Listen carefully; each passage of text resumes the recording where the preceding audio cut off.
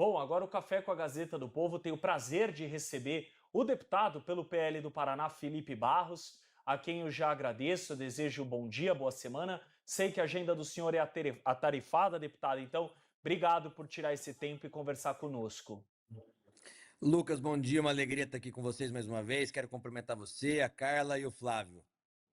Legal, deputado. Queria começar perguntando, tem várias questões, sei que o senhor é presidente de uma das comissões mais importantes do Congresso, de Relações Exteriores e Defesa Nacional, mas queria começar perguntando sobre o PER da anistia. Falamos na semana passada com um deputado, colega do senhor, do PL, ele falou, olha, eu acredito que ainda vão mais umas 2 semanas para ele ser pautado de fato. E de lá para cá já passou uma semana, então se seguirmos o prazo desse seu colega, ele seria pautado na semana que vem, primeira semana de novembro. A gente sabe que para quem está preso, um dia é uma eternidade. Então essas famílias que veem essa história do PL lá, quando começou com o acordão para eleger Hugo Mota, lá em fevereiro, e está sendo arrastado, semana após semana, querem uma resposta. E é muito justo que tenham essa resposta. Aí Paulinho da Força, que é o relator, já renomeou umas 2 vezes. Chamou de dosimetria, chamou de PL da revisão das penas, etc. Ninguém teve acesso a esse texto até o presente momento, o que também dificulta, acredito eu, a articulação da oposição. Então, minhas duas perguntas nada fáceis, mas preciso fazer. A primeira é se o senhor sabe a data, quando isso vai ser pautado, que é o que todo mundo quer saber, e se tem alguma noção de qual texto virá. A gente já sabe que ele não vai pautar anistia ampla, geral e restrita, não vai. Mas quanto que serão reduzidas essas penas? De 17 para 1 ano? Quem está exilado vai voltar, vai ter que pagar alguma coisa ainda? Então é isso que a gente quer saber. Lucas, são excelentes e importantes perguntas. Eu confesso para vocês e para quem está nos acompanhando que já faz 2 semanas que nós nos dirigimos a Brasília com a expectativa do projeto de lei da anistia ser colocado em pauta no plenário. Eu tenho a expectativa e a informação de que o presidente Hugo Mota quer, de fato, encerrar esse assunto da anistia, ou seja, votar definitivamente o projeto de lei ainda esse ano. Conversando com o deputado Paulinho da Força, que é o relator da matéria e é relator por força do presidente Hugo Mota, porque é o presidente da casa quem determina quem é o relator, o deputado Paulinho disse também, isso há 2 semanas atrás, que ele quer levar essa matéria logo a plenário. Agora, nós temos alguns problemas aí. O primeiro deles é que até hoje não há um texto, né? E eu tenho a impressão de que o próprio deputado Paulinho da Força também não tem convicção do relatório dele, e é por isso que até hoje ele não apresentou esse relatório, não publicizou esse relatório para os deputados e para o público em geral. Segundo ponto, ou seja, em relação ao primeiro, o relatório dele ainda está sendo feito. E é nessas últimas semanas que nós intensificamos as reuniões com o deputado Paulinho da Força e com outros deputados, para que a nossa tese seja a tese abarcada por ele no seu relatório, ou seja, anistia ampla, geral e irrestrita. Afinal de contas, essas pessoas que foram presas injustamente, boa parte dessas pessoas já ficaram um bom tempo na prisão, né? Não há necessidade e não há qualquer tipo de justiça em condenar essas pessoas a 17 anos de cadeia. Esse é o primeiro ponto. Segundo ponto, nós sempre dependemos dos demais líderes partidários para que essa matéria vá ao plenário da Câmara dos Deputados. Então, eu sei que o líder Sóstenes, que é o líder do nosso partido, do PL, tem feito esse diálogo com os demais líderes, principalmente dos partidos do Centrão, para que a gente consiga levar essa matéria em pauta. E eu sei dizer para vocês que vários líderes dos partidos do Centrão também querem encerrar essa pauta, pelo menos na Câmara dos Deputados. Lembrando que, mesmo que a gente vote na Câmara, ainda há uma grande batalha a fazer no Senado Federal, em que o Alcolumbre tem repetidas vezes falado publicamente que não quer sequer avançar com essa pauta no Senado Federal. Então, após nós votarmos na Câmara, eu espero que isso seja feito nas próximas semanas, que a batalha não se encerre, uma vez que nós vamos precisar de muita pressão nos senadores para que eles façam avançar essa pauta por lá também. Legal, deputado. Antes de passar para Curitiba, Flávio tem uma pergunta ao senhor. Deputado, bom dia. Eu queria fazer uma Oi, pergunta Flávio, bom dia. sobre a Comissão de Relações Internacionais que eu sei que o senhor preside. Muita gente na direita tem encampado agora um discurso de soberania nacional. Eu fui uma das pessoas que falava sobre o termo soberanista há 5, 6 anos atrás, mas hoje em dia essas pessoas estão falando sobre soberania no sentido de estatais, protecionismo econômico, nacional desenvolvimentismo, sendo que nós estamos agora, acabamos de passar notícias no momento de extrema dependência dos Estados Unidos para ter alguma chance de liberdade no Brasil. Como o senhor tenta conjugar essas duas formas de discurso, um discurso de soberania que o Lula, o PT, toda a esquerda está encampando agora com este novo modelo nacional desenvolvimentista supostamente de direita que está sendo colocado por aí? Flávio, é uma excelente pergunta. Daria para a gente fazer um programa inteiro só sobre isso. Mas veja, eu vou falar um pouco para você sobre aquilo que eu acredito e aquilo que eu tenho tentado fazer na Comissão de Relações Exteriores sobre esse aspecto da soberania nacional. Primeiro ponto que o PT não tem moral alguma para falar de soberania nacional.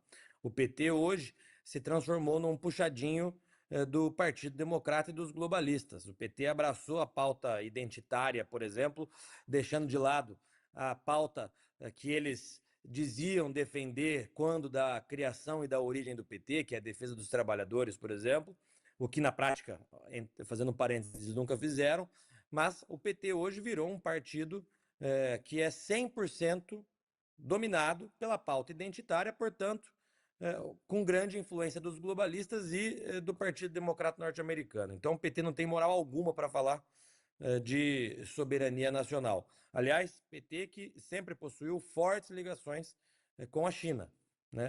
Tem vendido ativos estratégicos brasileiros para estatais chinesas e, portanto, não pode falar absolutamente nada sobre soberania nacional. Esse é o primeiro ponto. Segundo ponto, nós estamos vivendo um momento geopolítico em que várias potências do mundo têm buscado criar relações e interferências em grandes países, como é o caso do Brasil. Você vê isso através de ONGs internacionais que estão em solo brasileiro, mas que recebem dinheiro de outros países ou de fundações e estruturas feitas por outros países, o que, na minha opinião, chega até a ser um contrassenso, né? Porque se é uma ONG, um organismo não governamental, não poderia receber dinheiro estatal, principalmente de outros países. Né? E muitas dessas ONGs estão aqui no Brasil simplesmente para fazer política. Nesse aspecto, eu tenho um projeto de lei que a gente vai votar na CREDEM nas próximas semanas para impedir que essas ONGs que recebem dinheiro de fora do país façam política dentro do nosso território brasileiro. Né? Mas a tentativa de interferência de outros países ao Brasil não se limita só ao papel de ONGs. Você vê, por exemplo, várias potências estrangeiras, dentre elas a China, como eu havia dito para você, comprando ativos estratégicos brasileiros. Isso eu acho um ponto muito prejudicial para o próprio Brasil. Eu investiguei, por exemplo, a venda de uma mina de urânio que estava sendo explorada por uma mineradora peruana, e essa mina foi vendida para uma mineradora estatal chinesa. Ora, o urânio é um ativo estratégico, um minério importante que deveria ter um controle do Estado brasileiro, e não do governo Lula, mas do Estado brasileiro, para a gente saber exatamente de que forma que esse urânio está sendo explorado, como que isso está sendo feito, qual o lucro efetivamente que o Brasil tem tido em vender uma mina dessa, seja para o Peru, seja para a China. Então, eu acho que falta no Brasil um pouco de consciência da importância desses ativos estratégicos no momento geopolítico que nós estamos vivendo. Eu sou de Londrina, como todos sabem. Aqui perto existe uma grande represa e nessa represa é utilizada para gerar energia. E quem tem a concessão para gerar energia aqui nessa represa é também uma empresa chinesa. Tempos atrás, os moradores das cidades limítrofes estavam com um problema ali nessa barragem. Eu fui procurar essa empresa ou a administração dessa empresa chinesa. Faz mais de um ano que eu não consigo contato sequer com os diretores dessa empresa para tentar resolver o problema dos moradores dessas cidades limítrofes a essa represa. Então, veja, nós temos problemas em relação aos ativos estratégicos principalmente de infraestrutura brasileira, que estão sendo simplesmente vendidos a preço de banana para outras potências. Eu acho que falta ao Estado brasileiro um certo controle em relação a isso.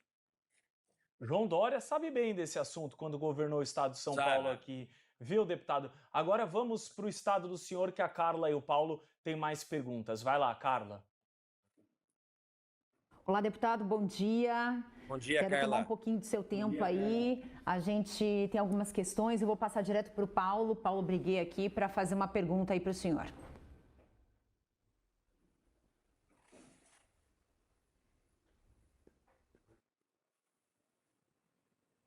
Primeiro, eu queria saber como você avalia, porque depois de uma reunião como essa que houve entre o Lula e o Trump, você tem como diz o Serrão aqui, você tem as torcidas organizadas, né? De um lado a oposição dizendo que foi um fracasso, do outro lado os apoiadores do governo dizendo que foi uma maravilha, e eu não acredito nem em uma coisa nem na outra. Eu queria a sua avaliação sobre esse primeiro encontro entre o Trump e o Lula. E a segunda pergunta é a seguinte: eu sei que você é muito próximo do presidente Bolsonaro. O presidente Bolsonaro está há 83 dias numa prisão ilegal. As pessoas não se dão conta disso. Eu queria saber como você avalia a situação do presidente Bolsonaro hoje.